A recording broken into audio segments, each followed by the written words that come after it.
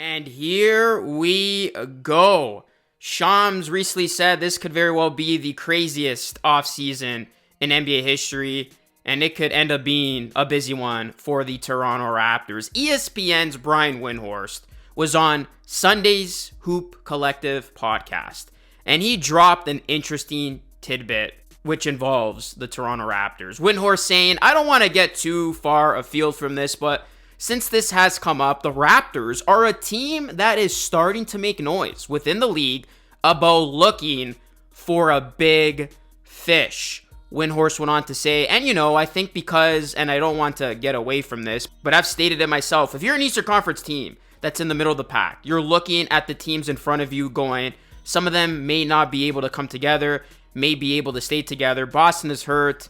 And so there are some teams that sniff the ability to make a move. And I think Toronto is one of those teams. And so naturally, any team that wants to make a move this summer, especially a team in the Eastern Conference, you're going to have Giannis on the board. But Toronto, I think, is going to try from their initial conversations. Teams in the league are getting the impression that Toronto is going to try to do something. So let's talk about it, guys. Do me a solid, hit a like, subscribe to the channel for more Raptors updates and content just like this.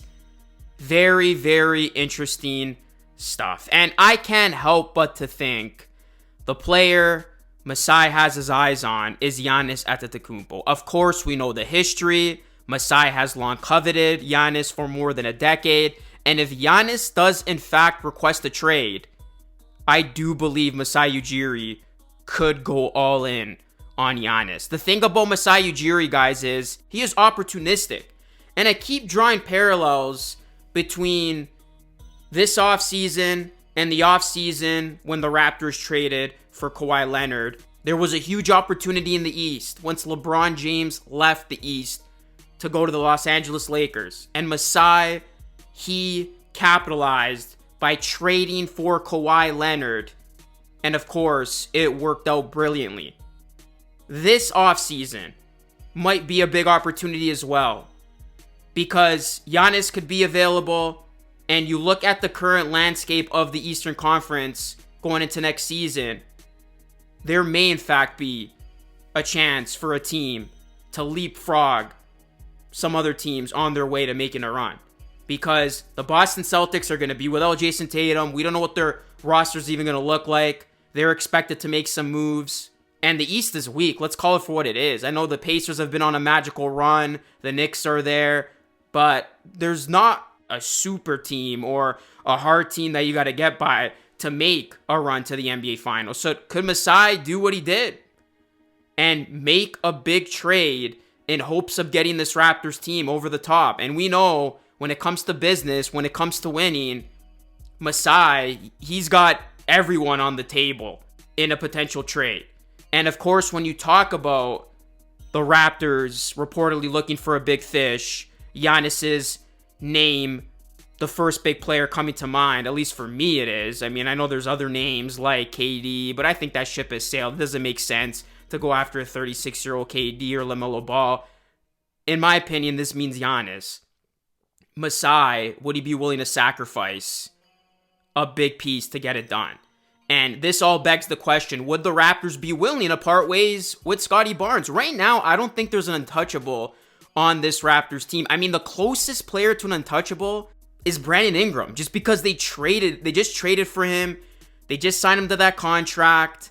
And if the Raptors are looking for a big fish, a big star, and they think they can seriously compete and contend next season, you're going to need Brandon Ingram, who's in his prime, next to this big fish if you seriously want to go out there and win. So I don't think Scottie's an untouchable. And I think in this scenario, this situation, the Raptors would have to part ways with Scottie Barnes plus filler and future picks to get a Giannis trade done. And a trade that I've thrown up on this channel many, many times, and one I'm quite okay with doing if I'm the Toronto Raptors. Scottie Barnes, Grady Dick, Abaji, 3 first-round picks for Giannis.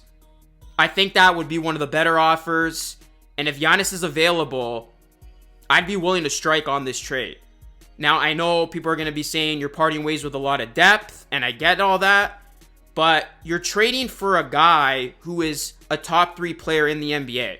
Giannis is 30 years old. He has at least 5 more great seasons ahead of him, in my opinion. He takes really good care of himself.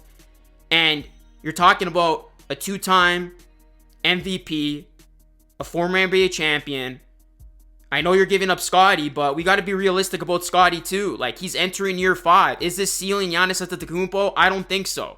I'm not saying he's not going to become a great player, but a player like Antetokounmpo doesn't come around too often. Like, these are players that are generational. So it's a top 3 player in the NBA. You're going to have to part ways with something substantial.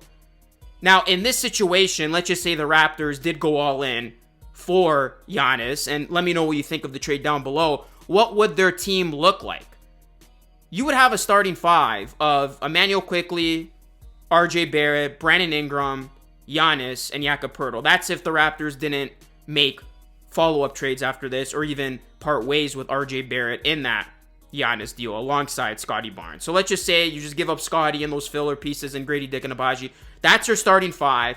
And then the bench is where you're really going to feel it, because you're going to have a lot of second-year guys who you're going to have big expectations on in Shed, Walter, and Mobile. But hey, they got the playing time last season. They got real valuable reps. So when you look at this, that starting 5 can definitely be competitive, in my opinion. You would definitely have to continue to tweak this roster to add the necessary depth.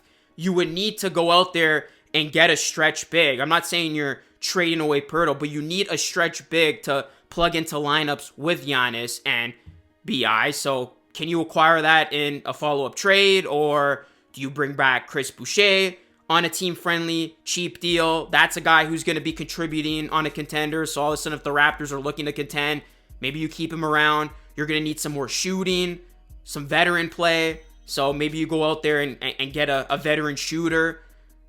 So there's obviously work that needs to be done. But just looking at it, looking at that starting 5, you're telling me that can't make things interesting in the East? Like, Giannis with Brandon Ingram, guys. I think that would be arguably the best duo in the East next season, especially when you take into consideration there's no Tatum in all likelihood for all of next season. Like, that is a deadly duo that complement each other so well, with Ingram's ability to space the floor. He hits the 3. Giannis, he wants to play more point forward, he said, like Scottie Barnes, him, doing his thing. And then obviously you need Emmanuel Quickley and RJ Barrett to elevate their game, but RJ's coming off a big season. Poeltl's showing his importance on both ends. So really, like, if you fix up that bench and follow up moves, this team could be an interesting player in the East. And again, there's going to be a big opportunity. There's no like unbeatable force in the East going into next season. So again, we know Masai, we know his track record. He said it before, he wants to win.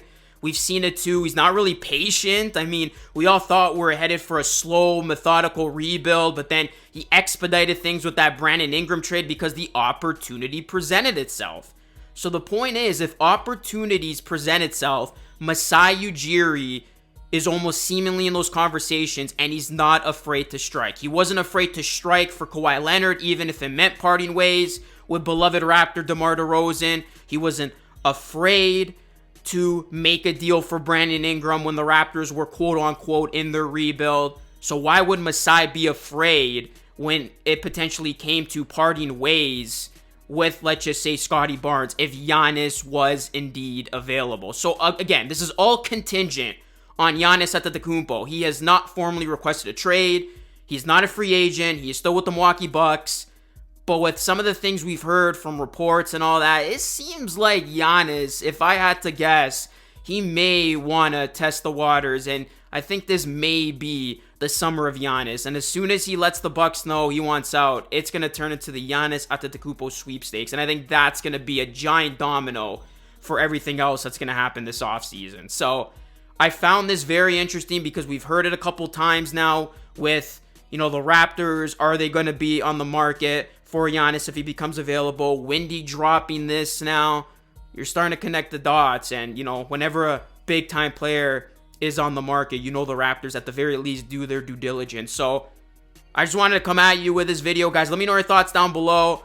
Are you interested? when it comes to going all in for Giannis? Would you be okay with parting with Scotty Barnes? What do you think's going to happen? Let me know your thoughts. Drop a like on the video. Subscribe to the channel for more Raptors updates and content just like this. That is it from me. It's Luke signing off. Thanks for watching. I will catch you all again in the next one.